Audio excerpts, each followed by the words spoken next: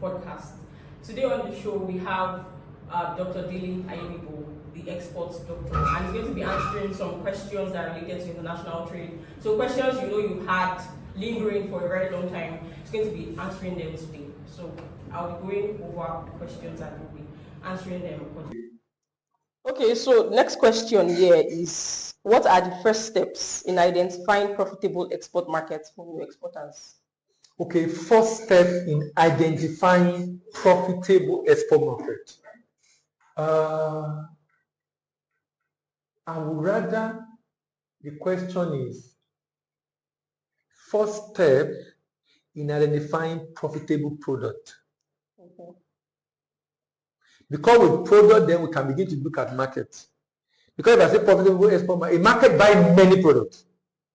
So if we focus that question on product, what that would do is we now ask, how do we identify profitable market among the market that these products can go? Okay. So can we rephrase it? Okay.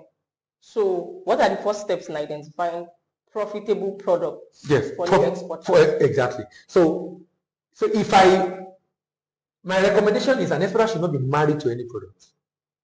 Should be able to export anything. Unless you are already into manufacturing, you sell locally.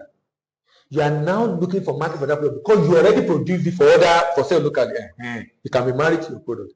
But if you are coming in as a new, don't be married to any product. Okay. Because you can be a trader. So it's just for you to identify, okay, so what are the products I can export? Okay, you can export this product, this product. Let me say you can export roasted cashew nut, or you can export shea butter, or you can export lead ingot. I'm deliberately mentioning different products because some people, when they think of export, they only think of commodity. Do you understand? Now, so let's say roasted cashew nut. The next question is, who are those that buy roasted cashew nut? Okay. Number one.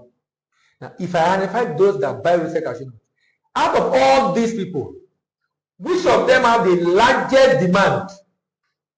Now, even though this country has the largest demand, what is the cost of shipping to that market?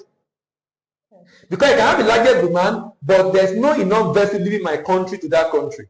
What that means is that I'm going to incur more cost for transport. That will make it less profitable. Whereas I can have another market that have not as high demand, but they have demand. But I have frequent vessels from my country to that country. And I can get a cheaper cost, a cheaper rate of shipping to that country. In some cases, some countries will even charge duty on my product, such that my product now become expensive because they're going to charge importer maybe 30% of the value of the goods. But there's some market, because there's an agreement between them and my country, they might not be charging that high or not even charging at all. Now, these are the considerations. So that's what I just said now. We must identify our product first. From there, we cannot determine which market. Okay. Now, after I look at the option of the market of this market, which of them can I ship to easily at lower cost? Which of them have low tariff for my product? More importantly, which of them do I also have a representative? Okay. Someone to work with in the export market who can assist me in being able to do some legwork in the export market.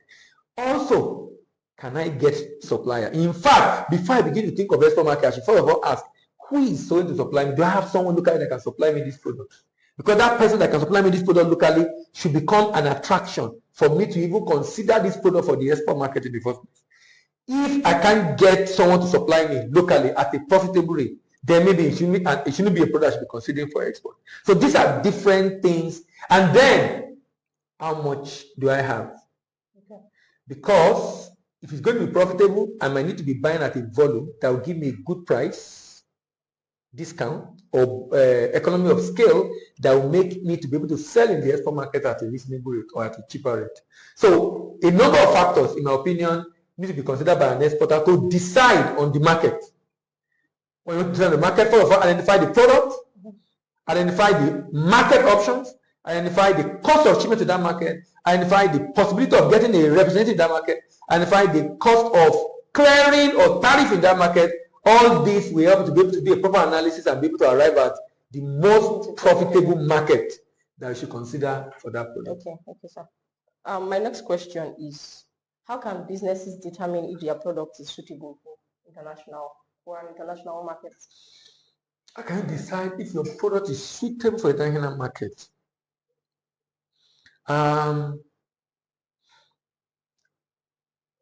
That product you have, that you are, this is assuming the business have this product is selling locally.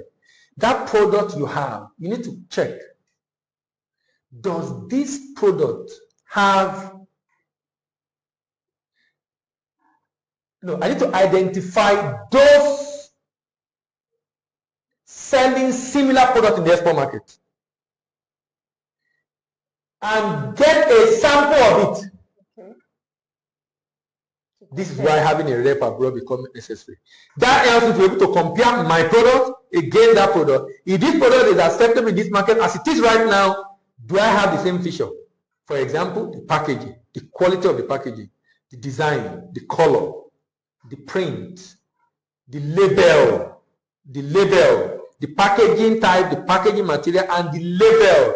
Label will be the name, the quality, and the name, the specifications, the nutritional value of his food item, the constituents that they use to produce, the best before date, the batch number or lot number, the manufacturer detail, barcode, and a number of other details that will be required. So before I need to get a sample of similar product in the export market, compare that with mine to be able to, that's number one. Number two, in addition to that, you can go online. Some countries have regulation document that show the regulation guiding that product in that market. Okay. You can Google and find it online on their government agency website and download it and read it.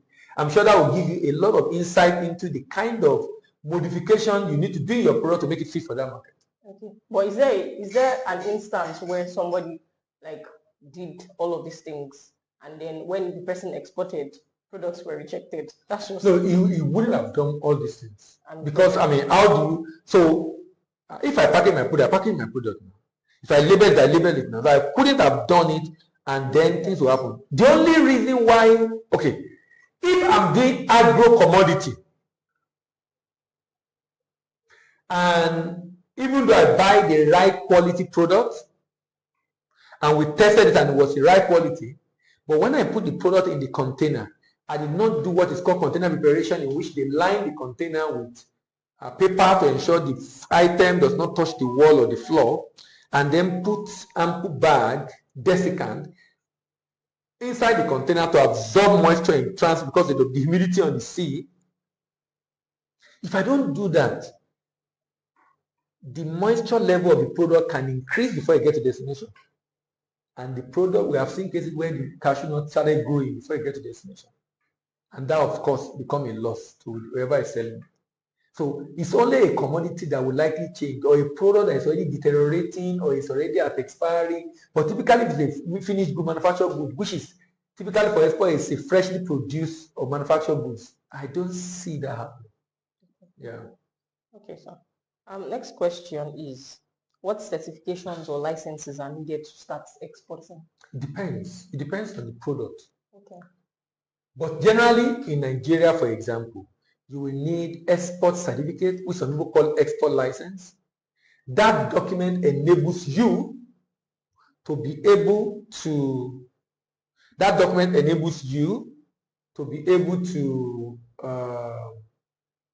be eligible to export in Nigeria. That means if you don't have it, you are not a registered exporter, you will not be allowed to export. But in addition to that, if I'm now exporting food item, I will need NAFDAC. If I'm exporting agro commodity, I will need a certification from Nigerian Agricultural Quarantine Service and Federal Produce Inspection. If I'm exporting artwork, I will need something from National Museum. If I'm exporting fish product, I will need something from Department of Fishery.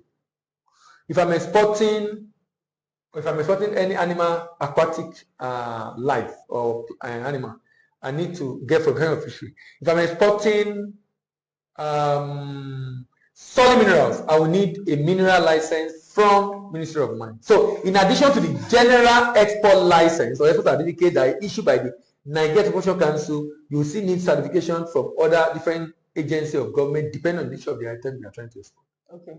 So you mentioned commodities and agro products, if I'm not mistaken. What's the difference between the two?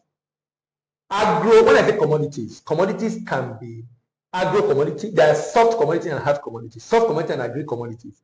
Hard commodity are solid minerals. Okay. So commodities, agro commodities, and processed agro products.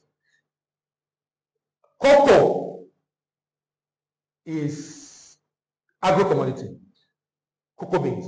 Cocoa powder, cocoa cake, cocoa liquor, cocoa butter is processed agro product. They are in the intermediate state. They are not in the... Because they have some value added to them already. Okay. And sometimes they might not necessarily be in their final state. But there's a level of processing done on this already. Okay, so that's different. Okay. So my next question is, how important is market research when planning to enter an export market? How important is market research? You know, some of the things we've talked about. For example, when I told you about the person that wants to enter the market and need to get a sample of the product, that's market research. And need to check what the competitor are doing, that's market research. And need to check the demand in the market, that's market research. So market research is everything if it's going to be successful. Market research, if you want me, let me know if I can export it to that country, if it's prohibited or not prohibited. Market research will let me know if my pricing is right or it's too expensive. Market research will let me know if what volume or demand. Market research will let me know if my labeling is right. Market research will let me know what market competitors are doing and the kind of competitor I'm going to face. Market research will let me know if there is duty I need to pay at destination. So market research is everything. In fact, one of the reasons why you need that representative is because of this market research. In the market. In the export market. Unless you are the type that can easily pick up your passport and fly down and do that yourself. But ordinarily, you will still have to come back. Someone where it's better you get someone that is living there to be able to do some of this research. Okay. So next question is, what types of products have the highest demand in international markets at the moment? Global trade volume is about $24-25 trillion.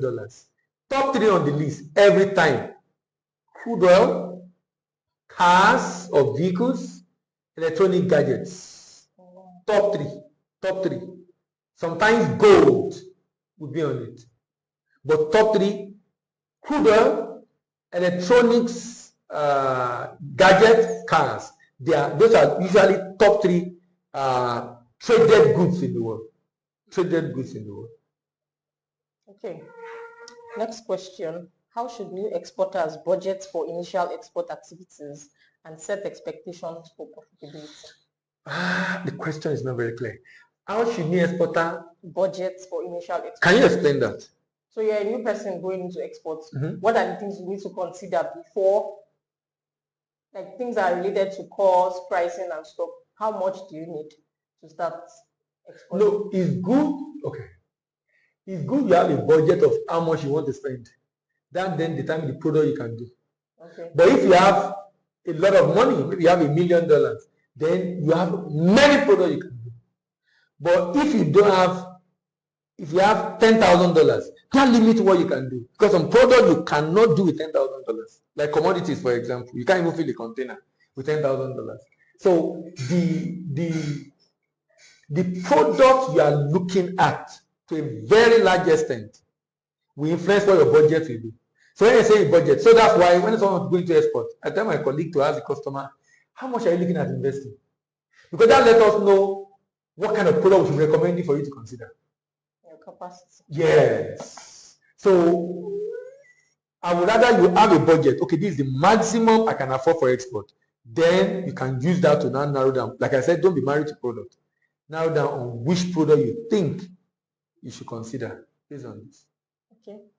So is it better to work with export agents? I think you've already answered this one, but let me just ask. Export agent, okay. Is it better to work with export agents or manage exports independently as a beginner? The question is not clear. Is it better to work you already mentioned things around, you need a rep and things like that and learning. So I think you already answered it. No, you need to define what you mean by export agent. Somebody to put you through, basically. No, that's different from rep abroad. Okay.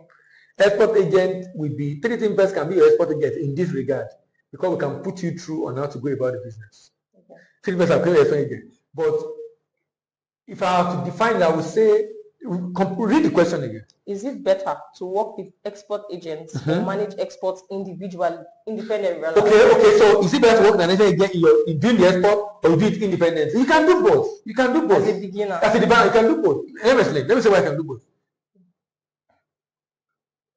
You can decide that I want to do business myself, but I will get a mentor that will advise me how to go about it. Okay. That way, I will do it, but I will do it under the tutelage of someone. Or I want to be, sorry, let me do that again. You mentor a rookie, you coach a professional. Okay. You mentor a rookie, coach a professional. So, because it's new, he will need a mentor as a rookie. Because it's a rookie, you will need someone that can unhold him. Unholding might mean that you will still be the one to do it, but before you do it, you take instruction. Because doing it yourself is important to become independent. So that means if you try to do it yourself without either doing a training that gives you an insight on how to go about it and you start, or you have someone you work with on it, the chance of making mistake is very high. In fact, you will not just likely make mistake, you are going to also waste a lot of time, because a number of things you could have done faster, you won't know what to do to make it faster. So at the end of the day, so for example, you want to get a export license, you might visit Nigerian Promotion Council to get to know that you can do it yourself online. Okay. But if you have spoken to someone that's going to say, you can do it now, go to this place, this, before you know, you can do it in 2 hours to get a certificate. But if you don't talk to someone and you have not learned about it, say, oh, they're doing your council, okay, let me go and ask them. You don't need to go there, but some people have to go there, and he has to have spent time, energy, money before he realizes. And if he doesn't have time to go on time, he might not be able to start time he want to start because he needed to visit them before he will take decisions. So, and this is not just for export. Any venture you are going into as an individual, as a business, it's just important you get a consultant, a coach, a mentor, someone to work with you, someone that's gone on the journey, so that there's no surprises. If the person already anticipate what will happen and be able to tell you what to do in this situation, what to do in this situation, that way you can minimize your error rate. If you don't do that, you lose the money. You lose the money. You are going to pay for it. You are going to pay, because some people don't want to pay. They don't want to pay consultant. They believe what's the consultant doing. Why can't I can't even, is it not to carry the goods with the container and ship it? Why should I need to pay? How will I pay you that kind of money?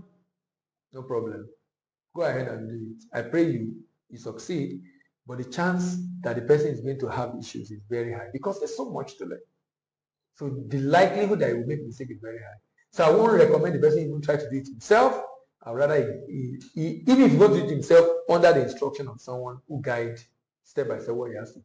Okay. Just a follow-up question to this one. So if someone is not really financially ready for this person pool his resources with other people who are also interested. Oh yes, we do that. I mean, as a business, we have students in our mentoring class who combine money with other, and we work with them to do shipment together. So we always have export projects that we're doing, and they raise money and we do it together to be able to do the shipment. That I encourage that because it's an easy way to start. The only challenge is it's good to have a coordinator in that arrangement that knows what he's doing.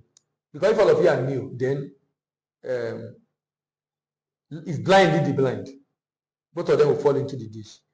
But if they have a coordinator who knows what to do, and then working with all of them to implement, that makes it easy. But it's a good way to start, combining money together to be able to do what I would call aggregated kind of transaction. Okay. This is my final question. Okay. But I don't know if it's going to lead to some other questions. So it says, are there government programs or support services available to help new exporters get started? Yes, there are so many of them in Nigeria. Some of them are not well funded, so the government agency that's supposed to do don't do it regularly. A good example is Export Expansion Grant. Government need to have a budget to fund that every year. But government don't get to fund, and because the government don't fund, it then becomes very difficult for a lot of businesses to be able to enjoy that benefit. Another example is export export development fund, in which government give grant to support business to be able to do export. Then tax exemption. If you export in Nigeria, you don't pay VAT on your export proceed. You don't pay export duty if you're exporting from Nigeria. Like people pay import duty. And all this reduce your cost to make export more interesting and something people want to do. So you think technically in Nigeria, you export for free because you only pay 0.5% of the value of the goods to the government agency that do inspection. It's called the Nigerian Export Supervision Scheme. So there are so many schemes that government. The only challenge, like I said, is some of the government people are not even aware of it, so they're taking advantage of it. But even the ones who are aware of, many people who are aware are not able to take advantage of it because government is not funding some of those initiatives. Okay, so that's all questions I have for today's episode, and I hope and I believe that you've learned a thing or two from today's episode. We look forward to having you in our next episode. It's good also for them, based on what we've discussed, for them to ask questions. Drop your question in the comment section on Facebook, YouTube, because those are the things that will help us in the next episode. You know, sometimes we post online, people ask a lot of questions, which we are going to go and check and begin to get some of those questions to answer. So if you are watching this on YouTube, drop your question on YouTube and we will definitely pick up the question and it will be one of the subsequent episodes of the Trade Talk program. All right, everyone. Thank you for tuning in. Bye.